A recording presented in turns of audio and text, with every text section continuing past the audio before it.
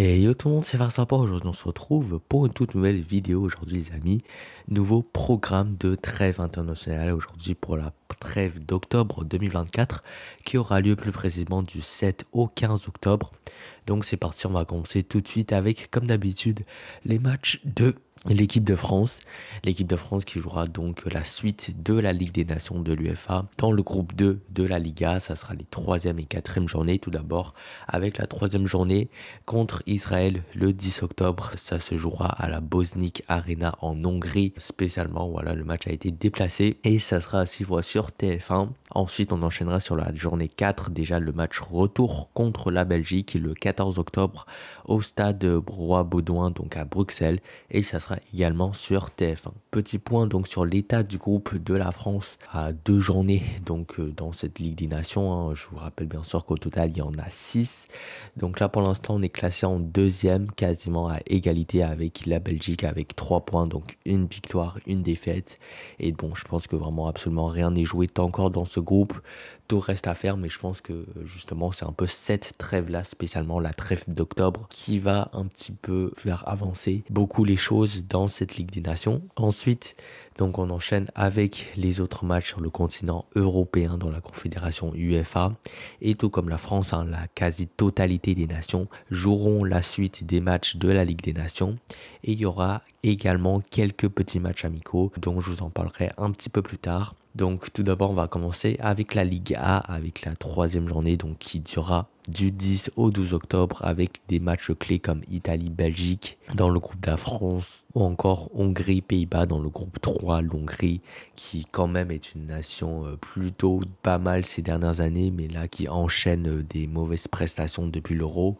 Donc voilà, on va voir s'ils peuvent se relever. Ensuite, dans la Ligue B, la journée 3, ça sera du 10 au 11 octobre avec un Angleterre-Grèce choc au sommet du groupe 2 et un Ukraine-Géorgie dans le groupe 1. Dans le groupe de la mort, j'ai envie de dire, de la Ligue B avec 4 équipes très très fortes. Et pour le coup, c'est aussi l'Ukraine qui doit vraiment se relancer dans la compétition pour éviter d'être relégué tout simplement. Ensuite, dans la Ligue C, ça sera du 10 au 12 octobre avec un Slovaquie-Suède et un Bulgarie-Luxembourg. J'ai complètement oublié de changer les drapeaux, je m'en excuse. Et dans le groupe D, de la journée 3, ça sera exclusivement le 10 octobre et il y aura seulement 2 matchs, un Moldavie Andorre dans le groupe 2 et un Gibraltar-Saint-Marin dans le groupe 1. Donc voilà, comme je vous l'ai dit et je le répète encore une fois, dans la Ligue D, il y a juste 2 groupes, 2-3 équipes, donc à chaque journée, forcément il y a juste 2 équipes dans chaque groupe qui joue et donc il y aura une équipe qui patiente à chaque fois et cette équipe là en général jouera des matchs amicaux. Pour ce qui est de la 4e journée, donc elle aura lieu du 14 au 15 octobre pour la Ligue A avec un choc Espagne-Serbie et un autre choc Allemagne-Pays-Bas. Et pour la Ligue B, carrément, je vous ai mis donc ce fameux groupe très très chaud, encore une fois, je pense. C'est limite peut-être, j'ai envie de dire, le groupe le plus excitant tout court de cette édition de la Ligue des Nations parce que c'est vraiment 4 équipes très valeureuses qui ont beaucoup de qualité, beaucoup de talent, qui sont aussi plus ou moins tous les 4 au même niveau, donc c'est très excitant.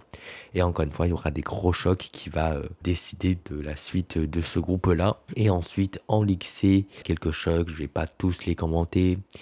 Et enfin, Ligue D également, des bonnes parties aussi si vous suivez Twitter. Sinon, encore une fois, des matchs pas très intéressants si vous n'avez pas la ref. Maintenant, voici les matchs amicaux. Donc, comme je vous l'ai dit, pour les pays comme Malte, Liechtenstein, quand ils jouent pas la journée en question de leur groupe, c'est des petits matchs amicaux et c'est quand même des matchs amicaux assez intéressants, en tout cas assez exotiques. Maintenant, parlons de la région Afrique et ça sera donc les suites de la qualification pour la prochaine Coupe d'Afrique des Nations avec tout d'abord la journée 3 du 9 au 11 octobre avec pas mal de matchs clés déjà, hein. C'est quand même des qualifications pas très longues, ça va très vite. C'est aussi des groupes de 4, donc 6 journées au total. D'abord ce choc pour la première place dans le groupe H, RDC contre Tanzanie, ensuite Mali contre Guinée-Bissau dans le groupe I. Match très important pour la qualif puisque dans les groupes de 4, les 2 premiers se qualifient, donc voilà. Ensuite Kenya-Cameroun, bon choc pour la première classe, Burkina-Burundi dans un groupe très très chaud, voilà, qui se tiennent dans un point de différence, tout peut se jouer encore.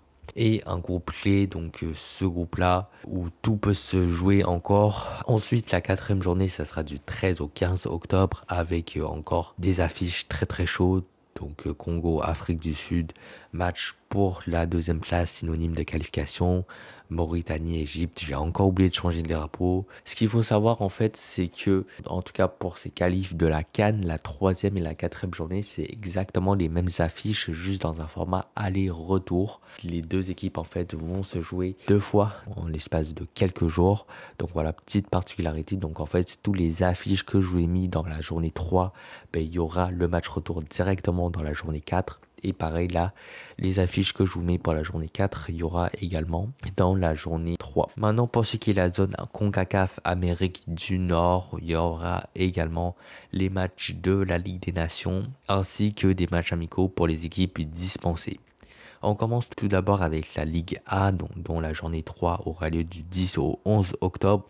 D'ailleurs, Ligue A, très intéressante parce que là, ça va être les 2 dernières journées. Voilà, pour la Ligue A, il y a seulement 4 journées dans la phase de groupe. Donc voilà, c'est là où tout va se jouer. Avec tout d'abord un choc symbolique Guadeloupe-Martinique dans le groupe A. Très très gros choc pour ces départements d'outre-mer français. Ensuite, Nicaragua contre Jamaïque dans le groupe B. Ça, c'est un vrai choc pour la qualification. Tout simplement pour se qualifier en quart de finale pour la suite de la compétition. Donc voilà. Et je vous mets donc l'état des groupes. À savoir que, comme je vous l'ai dit, il y a 4 journées au total et seules les 2 premières places sont qualificatives.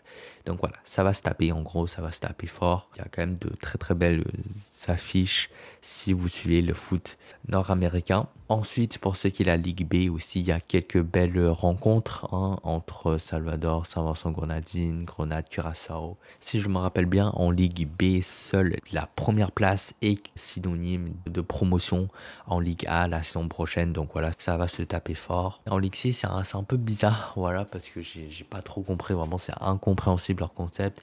Mais vu que c'est des groupes de 3 équipes aussi, la journée 3 et la journée 4 sont un peu mélangées. C'est pas très clair, ça aura lieu donc le 9 et le 12 octobre avec ces affiches-là. Retour à la Ligue A donc pour la quatrième et dernière journée, le 14 et 15 octobre. Jamaïque, Honduras, Costa Rica, Guatemala, quand même des grosses affiches encore une fois pour se qualifier pour la suite de la compétition. Les affiches de la Ligue B et les affiches de la Ligue C qui auront donc également en fait leur dernière journée dans cette trêve-là. Et je vous mets donc les matchs amicaux pour les pays d'ores et déjà qualifiés d'office qui sont en fait dispensés de jouer les phases de groupe. Ensuite, Zone Condom Bowl, bon, eux, c'est le classique qualification de la Coupe du Monde 2026. C'est vraiment très simple, c'est la même chose à chaque trêve avec cette fois-ci la journée 9. Donc, on est déjà à mi-chemin des qualifications quand même, ça va très très vite. La journée 9, donc les 10 et 11 octobre avec comme match clé Venezuela, Argentine et Chili-Brésil. Ensuite, on enchaîne avec la journée 10, le 15 octobre avec Colombie, Chili et Uruguay, Équateur. Je vous mets l'état dans lequel est le grand groupe de qualification pour l'instant. Donc ouais, comme on est à mi-chemin, bien sûr, il y a encore rien qui est totalement joué. Mais on commence à voir quand même des beaux contours se dessiner avec notamment, j'ai envie de dire, le Chili, nation historiquement plutôt bon dans cette zone qui galère vraiment, là qui pour l'instant n'est même pas qualifié pour la Coupe du Monde. Donc voilà, à voir s'ils parviennent à se relever ou pas. Sinon aussi le Brésil plutôt décevant, à voir si ils pourront monter dans ce classement ou si ils vont se contenter de cette 5e place. Maintenant, pour ce qui est de la zone Asie, il y a également les qualifications pour la Coupe du Monde qui sont déjà, encore une fois, bien avancées déjà. Et également des matchs amicaux pour les nations déjà éliminées. Donc, ce qui se passe pour l'Asie, c'est en fait la 3e journée du 3e tour qui se jouera le 10 octobre. Exceptionnellement, j'avais un petit peu la flemme c'était un petit peu compliqué avec ces grands groupes de 6 équipes de vous montrer les matchs clés dans une seule page. Donc, ce que je vais faire, c'est que je vais tout simplement vous montrer tous les groupes. Voilà, vu qu'il y en a seulement 3, ça va aller assez vite. Et donc, voilà, tous les affiches avec dans ce groupe A, je pense, le choc Ouzbékistan-Iran pour la première place. Ensuite, dans le groupe B, pareil, choc Jordanie-Corée du Sud également pour la première place. Et dans le groupe C, choc Arabie Saoudite-Japon, pareil, première place. Ensuite, on aura la 4e journée le 15 octobre avec cette fois-ci un choc Japon-Australie. Actuellement, c'est plus pour tout simplement la force des deux équipes plutôt que leur positionnement, parce que l'Australie, elle a très mal entamé ce groupe qualificatif avec seulement une 5e place pour l'instant. Sinon, Corée du Sud, Irak dans le groupe B, et je vous mets donc maintenant les matchs amicaux pour les pays qui sont déjà éliminés. Maintenant, pour ce qui est de la zone Océanie, comme d'habitude, il n'y a pas grand chose, il n'y a jamais grand chose en Océanie, et pour le coup il y aura vraiment juste un seul match amical entre la Nouvelle-Zélande et la Malaisie.